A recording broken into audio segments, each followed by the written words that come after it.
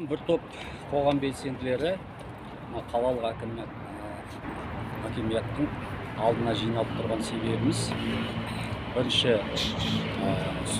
талабымыз қаңтар оқиғасында асыраушысынан айырылған адамдардың баспана мәселесін шешу керек. Мына кісі мысалы асыраушысынан айырылып қалды. Осы сияқты қазір келеді тағы көптеген отбасылар бар.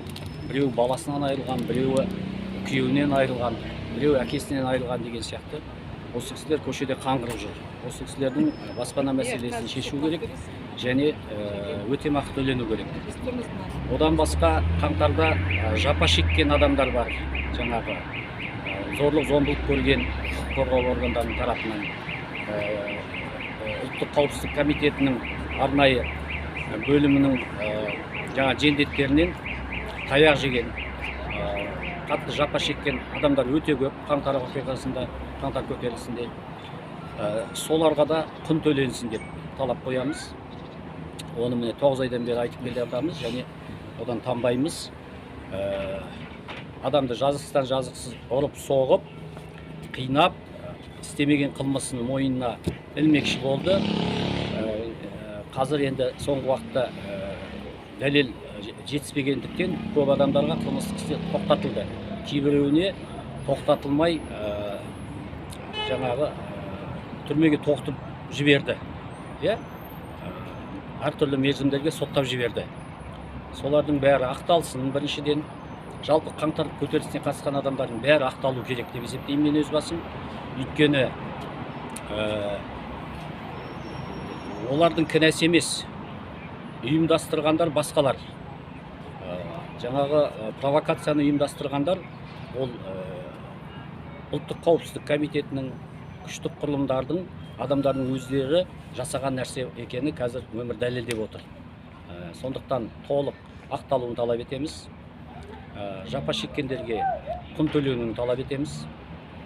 Ол бірінші мәселе. Екінші мәселе, мынау көшеде Ресейден соғыстан қашып келген қаңғыбастардың кесірінен қазақтың отбасылары, студенттері көшеде қонуға мәжбүр болып жатқан деректер бізге келіп түсіп жатыр. Өте көп. Солардың мәселесін шешіп беру керек әкімет. Бұл тікелей ол әкімнің міндеті. Оның басқаратын қаласында көшеде қазақтың жастары, студенттері бомж болып көшеде ұйықтамауға тиіс. Бұл масқара болып есептеледі. Сондықтан соларға жатақхана мәселесін, уақытша орналастыру мәселесін шешу керек олар. Одан кейін қажет болса жаңағы бос тұрған қалада ғимараттар өте көп. Соларды уақытша босатып беріп, студенттерді соған орналастырып, жаңағы ремонт жасау керек болса тез ремонт жасап берсін. Оған студенттердің өздері қатысалысады, көмектеседі. Сөйтіп, алдымызда қыс келе жатыр. Оларды да орналастырып, осы мәселесін шешіп беруге міндетті әкім. Екінші талабымыз. Одан кейін инвалидтер келуге тиіс. Қазір инвалидтердің өз проблемалары бар. Олардың да өте көп проблемалары инвалидтердің. Сол инвалидтердің проблемасы шешілу керек. Көп инвалидтерден жаңағы осы уақытқа дейін болған әртүрлі мемлекеттен берілетін әлеуметтік көмектер алынып тасталып жатыр. Соны қайтадан қалпына келтірсін. Мысалы, нақты факті керек болса, мына кісі мінекей асыраушысынан айырылып тұр. Атын-жөніңізді айтып салыңыз. Менің аты-жөнім есім Мұратбек, тегім Есенғазы. Мұратбек Есенғазы. Мына кісі өзінің басынан өткен жағдайды айтып берсін қазір мінекей. Аты-жөніңізді айтып кетсеңіз. Менің аты-жөнім Тілеумұратова Мияссар.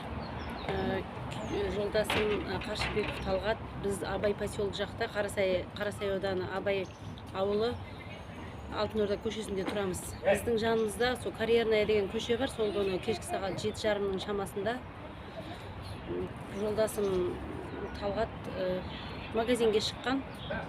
Сол кезде енді бұл жерде митинг те жоқ. Менің жолдасым митингтің не екенін де білмейді. Барып та көрген де жоқ ондай жерге. Сол сотқа шыққан кезінде сол кезде атып өлтірген ғой. Енді маған осы акиматқа келіп тұрған себебім маған баспана сұрап отырмын мен. Мен енді 4 балам бар. ол кезде аяғым ауыр болып қалдым. Осы балам жақында босандым, енді маған үй берілсін. Мен енді көшеде жүрмеймін ғой қаңғырып. Сізге мемлекет тарапынан қандай да бір өтемақы төленді ма? Жоқ, әлі ештеңе төленген жоқ. Өзіңіз талап еттіңіз ба? Жаздыңыз ба? Кімге хабарластыңыз? Иә, жазып жатырмын. Кімге хабарластыңыз? Кімге өтіндіңіз? Өзі менің қасында адвокатым бар. Сол адвокат ағамыз, заңгер ағамыз жазып жүр сол. Мен онша стрессте болғаннан кейін көп араласа берген жоқпын көп нәрселерге. Өзі есімді әлі де жия алмай жүрмін. Мынау Қазақстан халқына деген қор ашқан ғой, билік. Сол жақтан жаңағы көмек көрсетіледі деді, компенсация төленеді деді, жаңағы жақындарын жоғалтқандар. Оған сіз хабарласқан жоқсыз ба?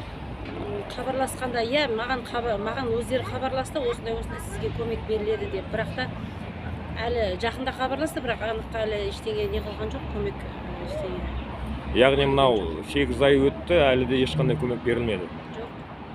Рахмет. Берілген жоқ. Сіз әлі қай жерде тұрып жатсыз? Мен Абай ауылында, сол Алтын Орда көшесінде квартирада тұрамын. Өз үйіңіз жоқ, иә? Өз үйім жоқ, қазір ол 30 мың теңге. Үстінде коммуналкасы бар, соның өзі 4 айынан 120 мың теңге, мен 5-ші айы мініп бара тұр уже. Ана шетте Оны бала төлей алмай шағасы бар, отырмын. балаларымыз. Хозяйкам күніге сұрайды, шығып төлемесең шығып кет деп. Енді мен баратын жерім жоқ қазір. Қарызым басымнан асып кетті. Күнделікті жеп ішуімде, магазинге де қарызым, бәр жерге қарыз болып болдым. Көшеге шыға алмай қалдым. Мына бала әкесін көрмеді. Бұл әкесі шейіт болғаннан кейін барып туып тұр Бірақ ғой, ана іштей екі қалған балам күніге сұрайды, тауып бер мама, звонда мама деп. Басым ауырып тұр, папамды шақыр дейді. Ойлайды ғой енді, басым ауырып тұр десе, папам келеді деп ойлайды. Ана балам көбірек сұрайды, 3 жастағы балам әлі біліп білмей жүр, есін дұрыс. Папамды тауып бер деп жылады, я мен қайыққа барарым білмей қалдым, не істерімді білмей қалдым.